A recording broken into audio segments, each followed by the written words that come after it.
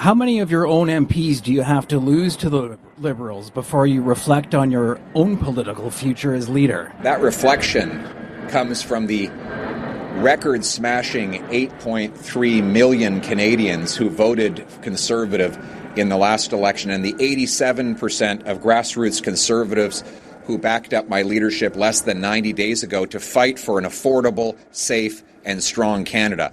Our mandate and my leadership does not come from dirty backroom deals. It comes from the people of Canada. What this comes down to is who runs this country, who leads this country. Is it a bunch of backroom schemers and elites who rob people of their votes, or is it the hardworking common people who should be running the country in a democracy? That's the decision. I guess you had time to prep that answer, huh? James Mennie of the Montreal Gazette on the line. So that obviously was Pierre Poilievre. The question reaction to Marilyn Gladoux's decision to cross the floor and join the Liberals. What'd you think, Jim? You know, I don't want to spoil any surprises for later in the show, but when I'm listening to that, I have to ask myself: is it possible this guy actually sits down and has AI compose his answers? Because it really is. I can't think of another way to say it.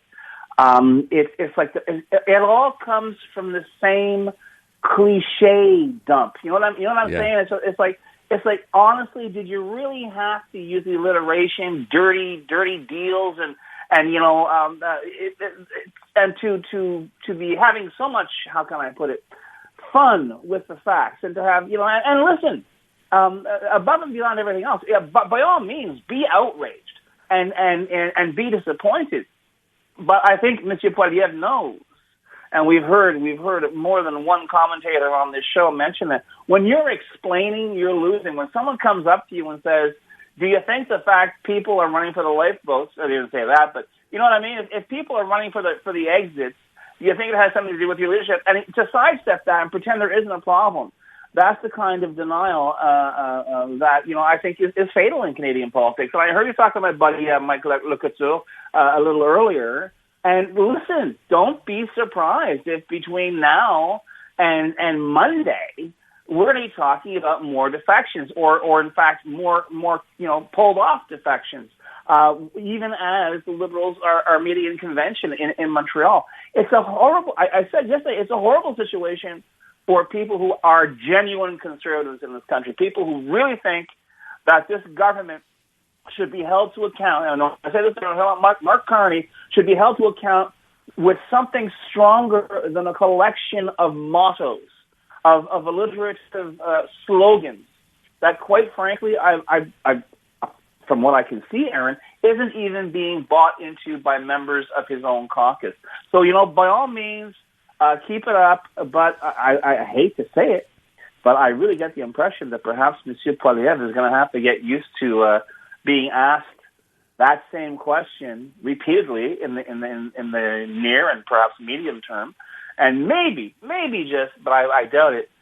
Maybe he should just change his tone, his attitude, and perhaps recognize that perhaps the problem isn't that nefarious Machiavel, Mark Carney, who, quite frankly, virtually nobody had really heard of in political circles until he became sort of like the prime minister or the leader of the Liberal Party, and just basically say, listen, take a long, hard look in the mirror and say, am I doing, even for this iteration of what we're pretending to call the Conservative Party of Canada, am I doing the best thing for the Canadian voters I claim to represent so passionately? I heard some other people earlier today, Jim, talking about the fact that, he's gone through a couple of campaign managers. There are some people, of course, who've decided to leave in the midst of everything going on.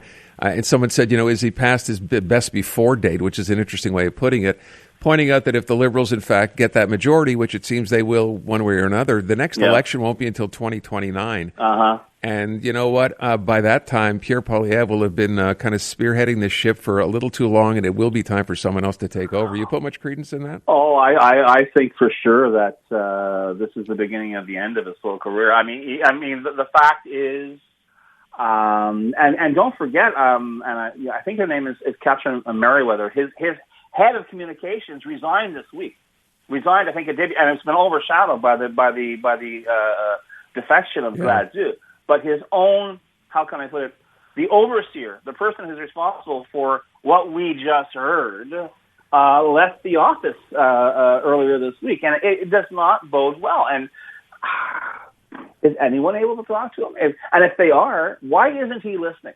Why is it he's not winning elections? Yeah. He's not winning elections, and he is really, and I hate to say it, he's almost becoming a living parody of himself. I He's agree. almost becoming like, if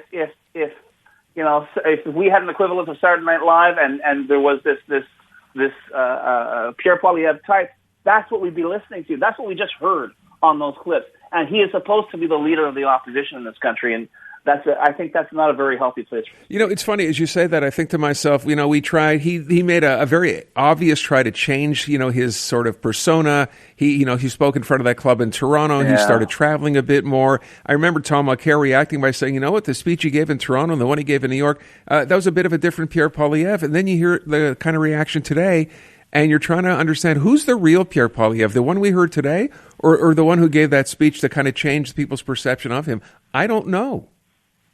Well, certainly the one we heard today is the one we're most familiar with, and even if that, I'll be frank with you, I don't think Pierre Poilievre owes us the deep down Pierre Poilievre. I think Pierre Poilievre owes us as Canadian voters, as Canadian taxpayers, the best leader of the opposition that he can be. And quite frankly, this guy has been running around the country, running off his mouth, once again with a bunch of slogans, pretending that he really wasn't, artificially recreated and put into the safest liberal Tory seat in the country because he got bounced out of his own riding in the general election last April. Right. It's like all of a sudden we're pretending this didn't happen, pretending that those rules weren't twisted and that circuitry wasn't changed to allow him to stay in office.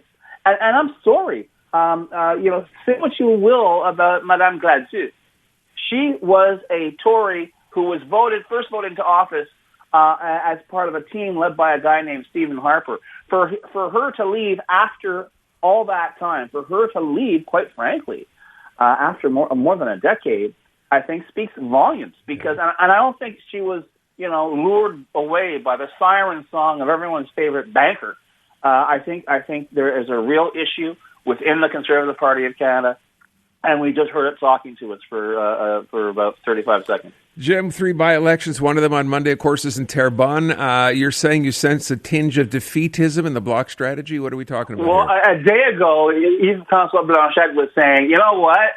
These Liberals are so brainwashed, they're so obsessed, they're so hypnotized by this cult of adoration of Mark Carney. They have forgotten about local issues.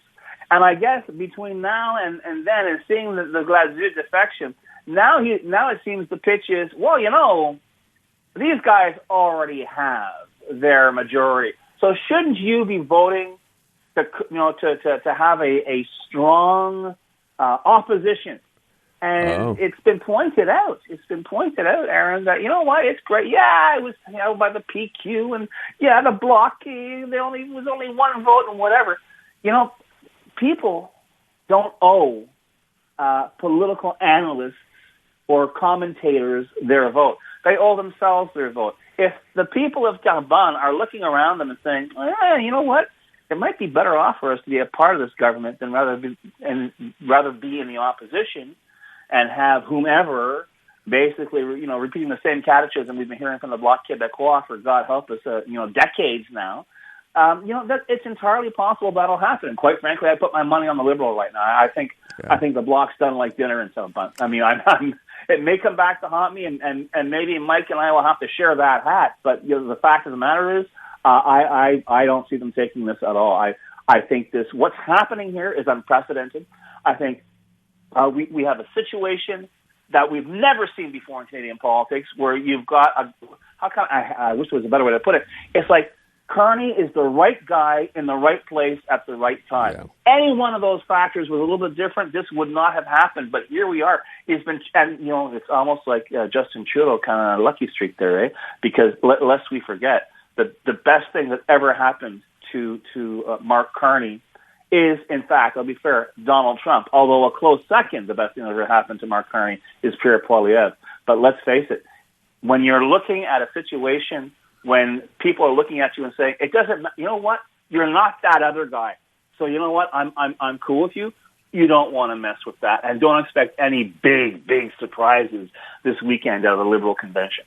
Jim, before we get going, so yesterday I mentioned Francois Legault giving a bunch of year-end interviews. None of them, of course, to English radio. He did Ratcan, he did TV, I believe, and yet again kept the streak perfect as far as English goes. What did you say at that point?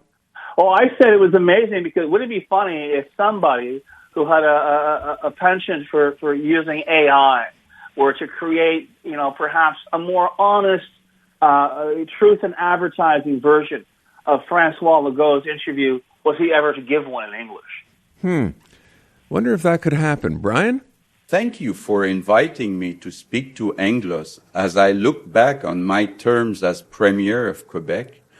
Up until now, I have declined your invitation, and you may be wondering why. So let me explain. The truth is, I just didn't feel like it. After all, what have Anglo-Quebecers contributed to the success of the province or my leadership? Why waste my time to explain to you in English what you should already know because I already said it in French? And French is the official and common language of Quebec. I don't dislike you. I just don't care about you.